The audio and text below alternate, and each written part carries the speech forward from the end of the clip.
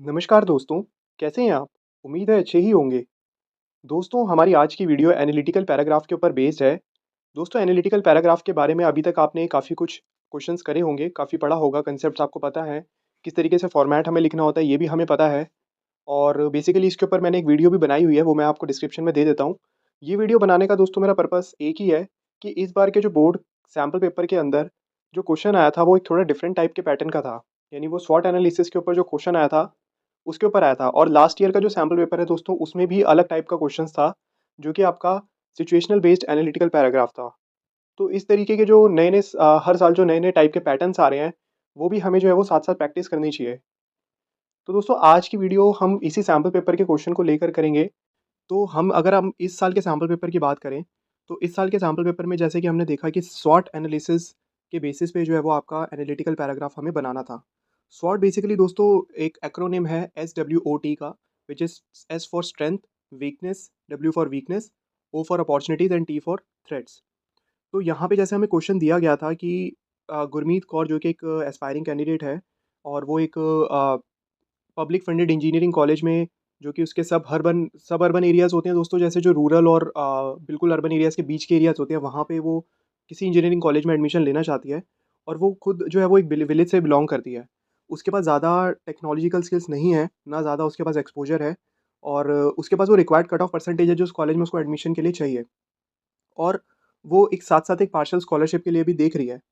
तो अब यहाँ पे हमें 100 एंड 120 वर्ड्स के अंदर ये लिखना है कि ये जो स्वॉट नोट्स हैं, जो उसने बनाए हैं अपने, कि भई जो उसने बेसिकली 4 चीज़ें निकाली हैं कि जो स्ट्रेंथ है, वीकनेसेस हैं, अपॉर्च्युनिटीज़ हैं और थ्रेट है इस कॉलेज को लेकर। तो हमें इसके बेसिस पे एनालाइज़ करके जो है वो एनालिटिकल पैराग्राफ लिखना है, कि जो यहाँ पे उसने कॉलेज में जब एडमिशन लेना है, तो एडमिशन लेना है तो अब उसे 3 साल 4 साल जो है वो वहीं बिताने पड़ेंगे। तो क्या वो आगे चल के उसके लिए एक हेल्पफुल ऑप्शन होगा?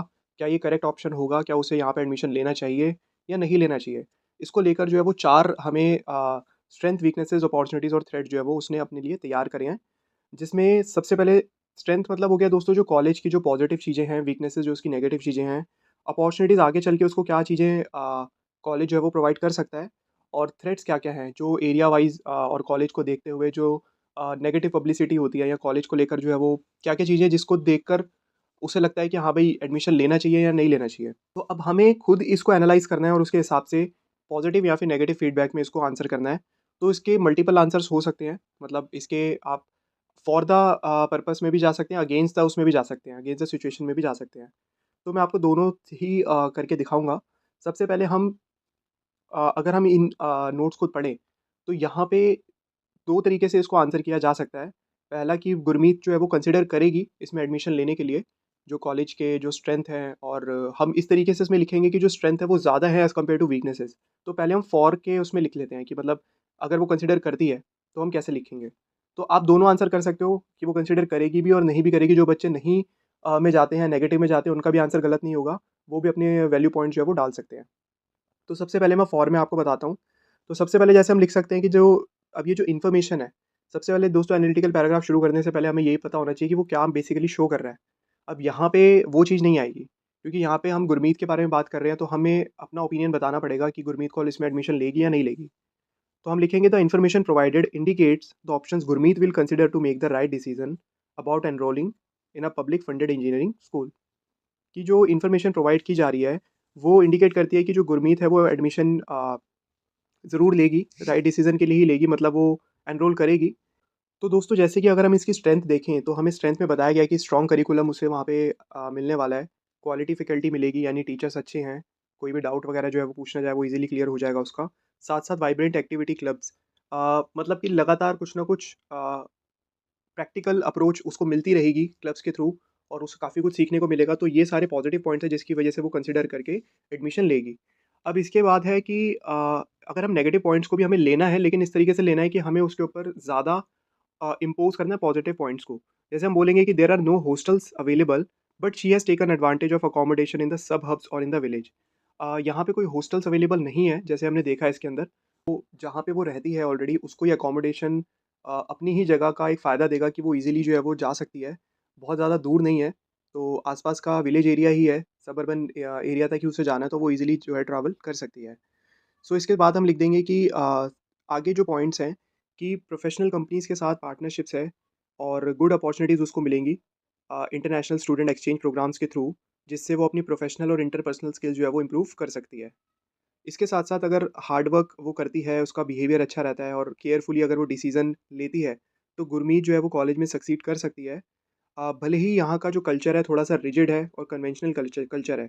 रिजिड और कन्वेंशनल मतलब ज़्यादा मॉडर्नाइज़्ड कल्चर नहीं है, जो ट्रेडिशनली ये जो चीज़ें होती आ रही हैं कॉलेजेस में उनको ज़्यादा कुछ चेंज नहीं किया गया है। बट स्टिल यहाँ पे मेन बात तो करिकुलम की आती है और जो उसके सीखने के लिए वो जा रही है, तो वो चीज़ें उसको आराम से वो सीख पाएगी।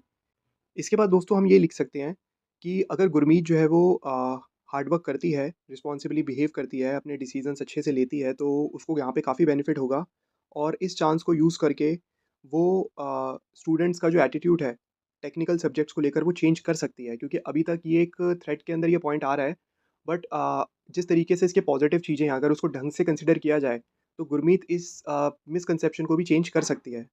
और लोगों का जो पब्लिक फंडेड कॉलेजेस को लेकर जो एक परसेप्शन है, जो एक नेगेटिव कैंपेन जो चलाया जाता है या जो पब्लिसिटी लैक ऑफ पब्लिसिटी है, वो भी धीरे-धीरे जो है वो बदल सकती है। तो ये सारे पॉइंट्स को ज़्यादा कंसिडर ना करते हुए या ज़्यादा ध्यान ना देते हुए गुरमीत को यहाँ पे एडमिशन लेना चाहिए। अब दोस्तों अगर हम अगेंस्ट की बात करें कि अगर वो जो है वो नहीं लेगी डिसीज़न या मतलब उस कॉलेज में एडमिशन नहीं लेगी, तो हम क्या लिख सकते हैं? तो हम लिख सकते हैं कि ये जो इन्फॉर्मेशन है, वो ये बताती है कि गुरमीत जो है वो इस कॉलेज में पब्लिक फंडेड कॉलेज में एडमिशन नहीं लेगी, क्योंकि अब इसमें हम पॉजिटिव पॉइंट्स को कम करके बताएँगे कि ऑल्दो यहाँ पे करिकुलम बहुत स्ट्रॉन्ग है, एक्टिविटी क्लब्स हैं, फैकल्टी भी है, बट कॉलेज में डाइवर्सिटी नहीं है और इसके साथ-साथ जो है वो सेफ्टी जो है वो यहाँ पे थोड़ा-सा एक कंसर्न है, क्योंकि गुरमीत एक फ़ीमेल है, तो उसके लिए सबअर्बन एरिया जो है वो बहुत ज़्यादा सेफ़ नहीं रहेगा और क्योंकि लैक ऑफ पब्लिसिटी है, तो इस वजह से एक अनसेफ एनवायरनमेंट क्रिएट हो सकता है।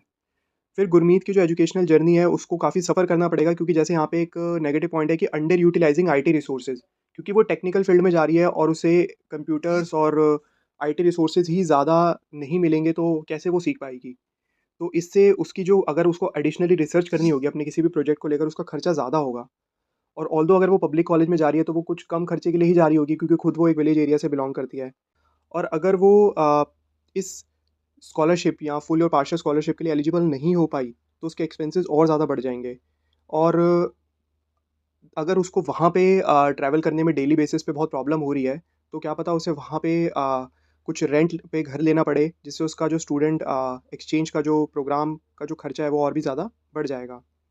सो बेसिकली इस तरीके से ये कई सारी दिक्कतें उसकी सक्सेस में आ सकती हैं और गुरमीत की सिचुएशन में रिस्क और वीकनेसेस जो हैं वो ज़्यादा हो जाती हैं एडवांटेजेस के मुकाबले।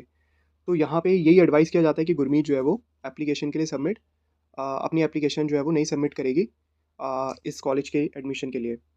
तो दोस्तों जैसे कि हमने देखा कि इस साल जो स्वॉट एनालिसिस के ऊपर जो आपका क्वेश्चन आया हुआ था, इसको हम फॉर और अगेंस्ट दोनों में कर सकते हैं। ये नए-नए पैटर्न के भी क्वेश्चंस आ रहे हैं, तो इसकी भी प्रैक्टिस आप लोग करते रहिए। उम्मीद है आपको दोस्तों इस क्वेश्चन का मीनिंग जो है वो समझ में आ गया होगा। आपसे मिलेंगे अगली वीडियो में, तब तक के लिए देखते रहिए खेल खेल में ज्ञान। Okay, thank you.